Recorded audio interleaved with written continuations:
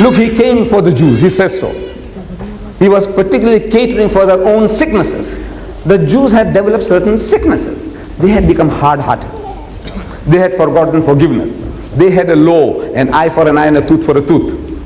Beautiful law for a nomadic people, moving from oasis to oasis in the Sinai under Moses. They needed a law that will give them quick justice. There's no time for lengthy litigations. There's no time for putting a man in prison.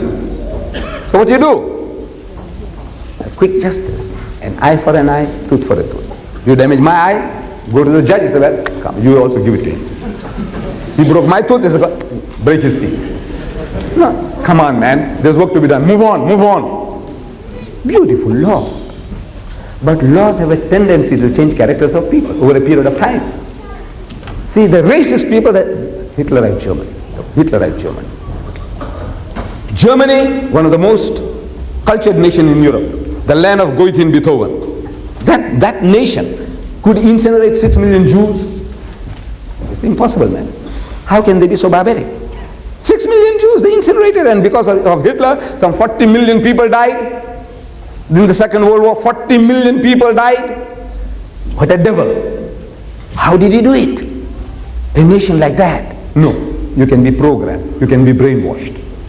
See, in a community, they're talking about Jew, the parasite, the parasite, the parasite. So when it comes to some devil comes along and says, man, kill them all, put them in the incinerators, gas chambers. And the 90 million Germans, they just looked on. They looked on. It can happen. Brainwashing. I come from a color-conscious country, South Africa, color-conscious. I have invited hundreds of whites, businessmen and missionaries to my home for dinner and dialogue. I talk to them, I share with them my food and the ideas, and they enjoy both my talk and my food. You know, our food is captivating. You know that Pakistani food, man, is Pakistani food. You can enslave people through the tongue. Feed them, I tell you can enslave them. With your bhajjas and samosas and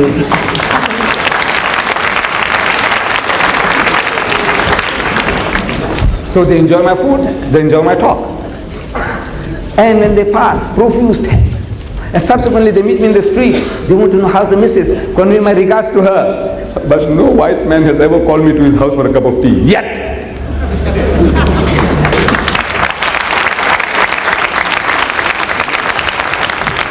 And I jokingly asked them, I say, you people, don't you know such a thing as reciprocation?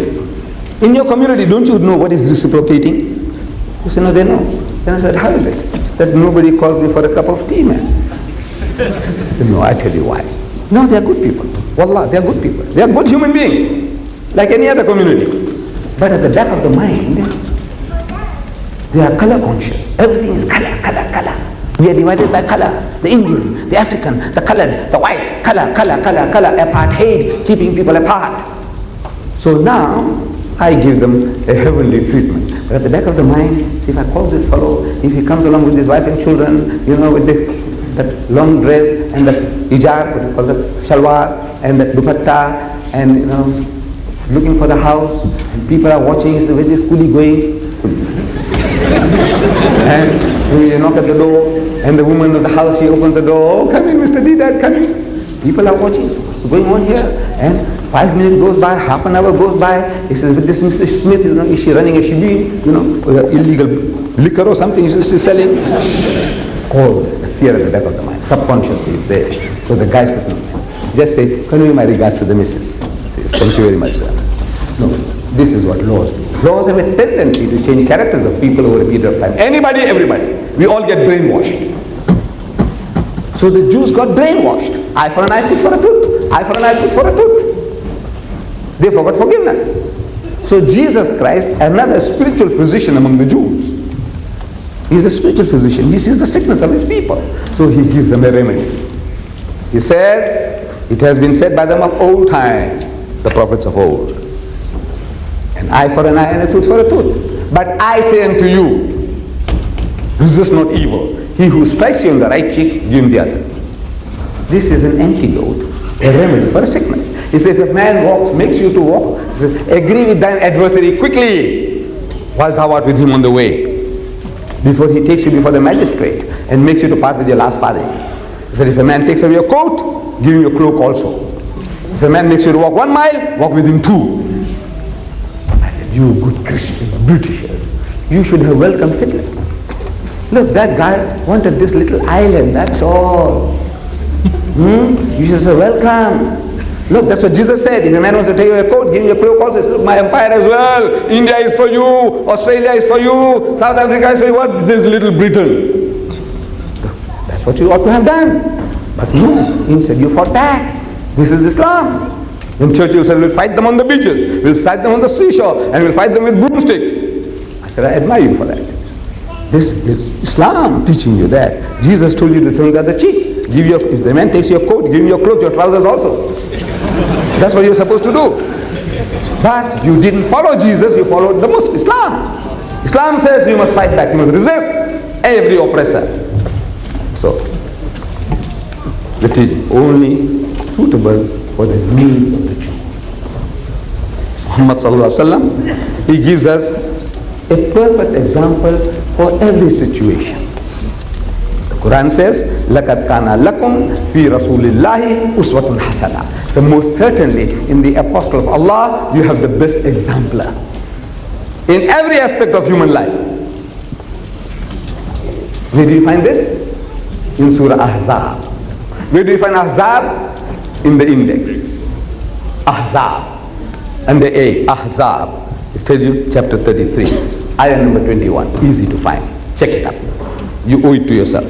Check it out. Greatness. We are not trying to belittle one or the other. But Jesus Christ, He gave us a standard. He has given us a standard.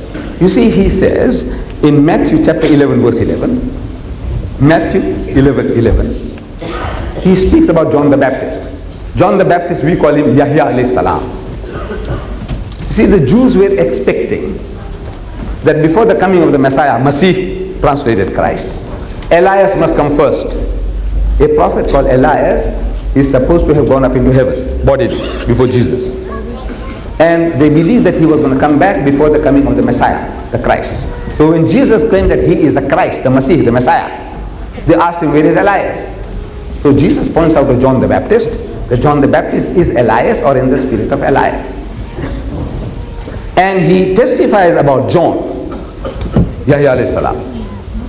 John, the disciple, the people who wrote, supposed to have written the Gospel of St. John, you're not talking about that. John was a common name, like Tom, Dick and Harry. You're not talking about that. I'm only talking about Yahya alayhi salam, John the Baptist. So Jesus speaks about him and he says, among those born of women, everybody is born of woman. A woman carries every human child. Among those born of women, there has not risen another greater than John the Baptist. The greatest prophets among Israelis, among the Jews, was Yahya alayhi salam. That's what he said. But he says, he is greater than John. For the works the Father has given me to accomplish. Allah Bari Ta'ala has given me greater responsibility. The responsibility of John was to prepare the way for Jesus. That makes him great. But now the responsibilities of Jesus are far greater. So the greater the responsibility, the greater the honor, the greater the status. So he says he is greater than John because of the work that the Father, who is God Almighty, has given me to accomplish. So the works tells you your status. What work are you doing? Sweeper? You have your position. What are you? Foreman? You have your position. You are a manager? You have your position. You are a director? You have your position. Everyone has his position according to his responsibility. So the greater the responsibility, the greater the honor. Natural. The responsibility of Jesus was to reform the Jew. That's all. Reform the Jews. Take them out of the formalism, the ceremonialism, the hypocrisies. That's his job. To bring the Jews to the right path. That's his job. That makes him so great about John. Now the responsibility Allah gives the Holy Prophet Muhammad is to guide the whole of mankind in every aspect of human life. And Jesus Christ prophesied about this mighty messenger of God. He told his people in the Gospel of St. John, chapter 16, verses 12 to 14, he says, I have yet many things to say unto you, but ye cannot bear them now. You haven't got that capacity. I want to tell you a lot of things. Like the little child here. These are little children. Suppose I met them alone. What can I tell them? I will tell them a few stories, small stories, according to the capacity. I have a lot of things to tell people, to give, but I can't. I need the right type of people, mature people who will understand what I'm talking about before I can open my mouth.